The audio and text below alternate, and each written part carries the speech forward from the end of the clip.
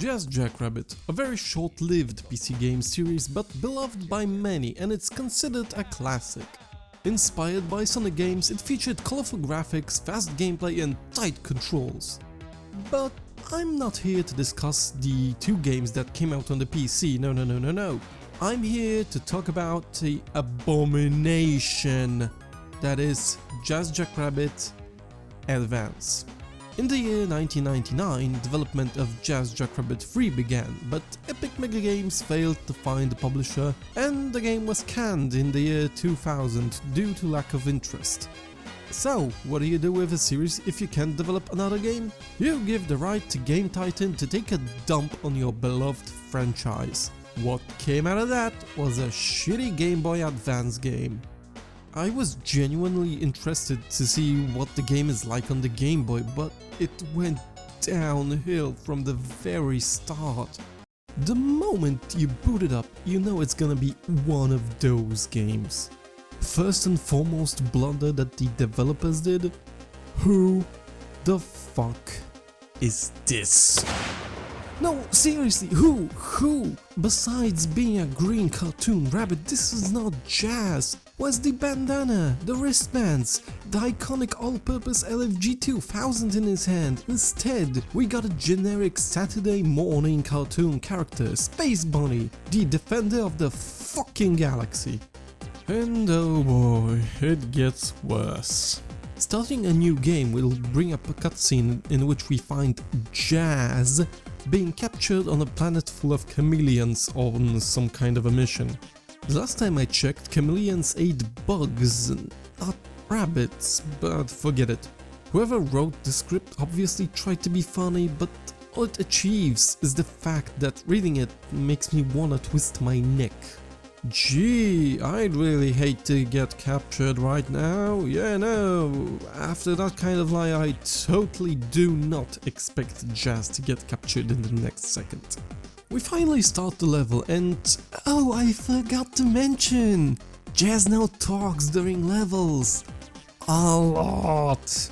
Isn't it great that the designers decided to interrupt the gameplay every 5 seconds so that Jazz can say something funny or witty or something other that will make you wanna rip the cartridge out of your Game Boy and end this torment?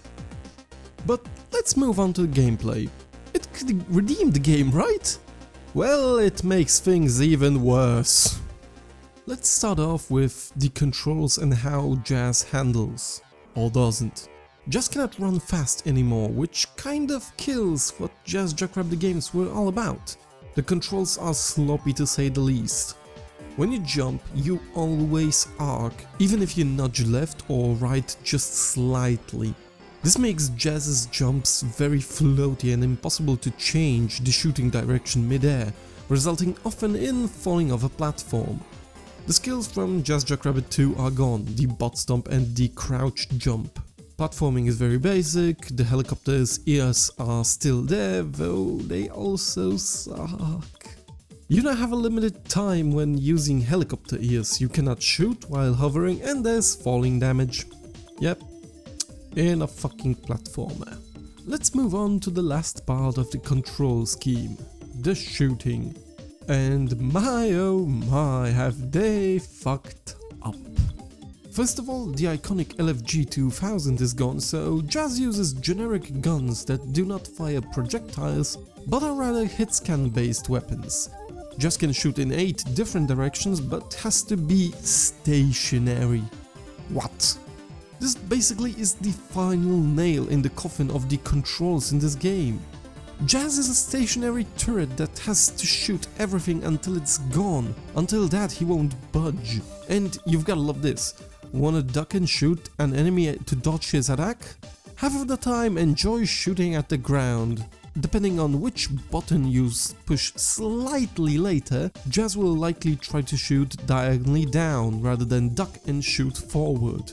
And since the screen is so small and enemies pop up almost out of nowhere, you're bound to do this a lot. This game so far is what Jackrabbit at its core is not about. Jazz was modeled after Sonic the Hedgehog games, They were an inspiration to make a fast-paced, colorful action platformer with tight controls. This is what jazz games were all about. It is not what this game is all about. It's slow. The flow of the game is constantly interrupted by character chatter. It has basic platforming that does so that enemies won't float in the air, and the controls suck. Let's move on to another topic, level design. It sucks. Levels are very cramped, short and empty. They actually look worse than levels from the first game, and I'm talking about the background style sets and such. There's nothing to collect in them, no coins, no diamonds, no food for points. You only see a very small portion of your surroundings, resulting in taking leaps of faith most of the time, and looking up or down doesn't help you either. You're gonna take the risk and land next to an enemy. The level design seems lazy, especially in the first level. Look at this, it's almost as the devs forgot to put the rest of the tile set and just made a flat surface, or just didn't care. And here, some fine level design. We're not even out at the first level yet, and there are fundamental flaws everywhere. Alrighty then. After Jazz stops talking and trying to be smug, we blast out of our cage and start shooting aliens, chameleons. But just after this conversation. And the next one that will happen a few steps later. It's a tutorial, I get it, but it's infuriating how it interrupts the gameplay every damn few seconds. Moving upwards. Is that a carrot? Sweet, I'll replenish my life. Wait. Carrot grenade? Fucking seriously? This is the stupidest idea I've seen in a video game. Imagine living in a world where you're never sure if a carrot is real or will blow half of your face when you bite it. In both games prior to this crap, carrots meant health. But I guess here they decided to make Jazz edgy. He also collects cash that's lying around, which he will later use to buy more guns. Moving on through basically more of the same, more terrible cutscenes and awful dialogue, we finally reach the boss, which of course we need to beat using speed and smarts.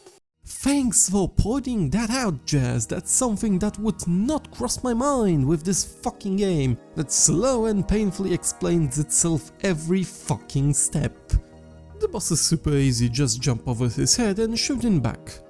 After that we learn through a cutscene who our new Jazz is.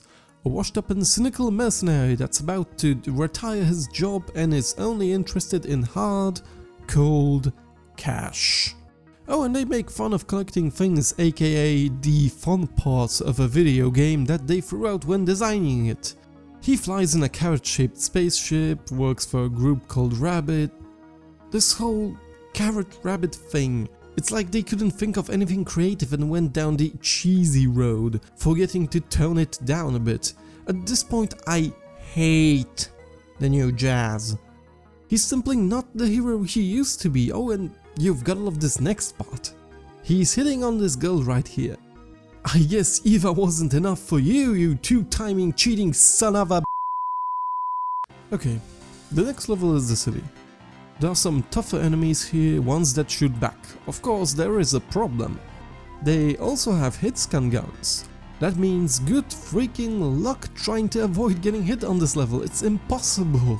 Just hope to find a health kit pack before you run out of life. You just run around pulling levers, shooting enemies, taking even more leaps of faith and talking to whoever the fuck these rabbits are. At this point the game gets really repetitive and mundane. I got to the sewer levels, which actually uses graphics ripped from Jackrabbit 2, and I died, falling to my death. Did I load my game and continue to torment myself? Not really. Overall, what I think must have happened is Epic gave the IP to someone who tried to make a reboot, to make people interested in Jazz again. Sadly, it did not work. The game is basically everything opposite of what Jackrabbit games stood for. It has no soul, no dedication, it feels like a generic action platformer, and the only thing it shares with Jackrabbit is the title.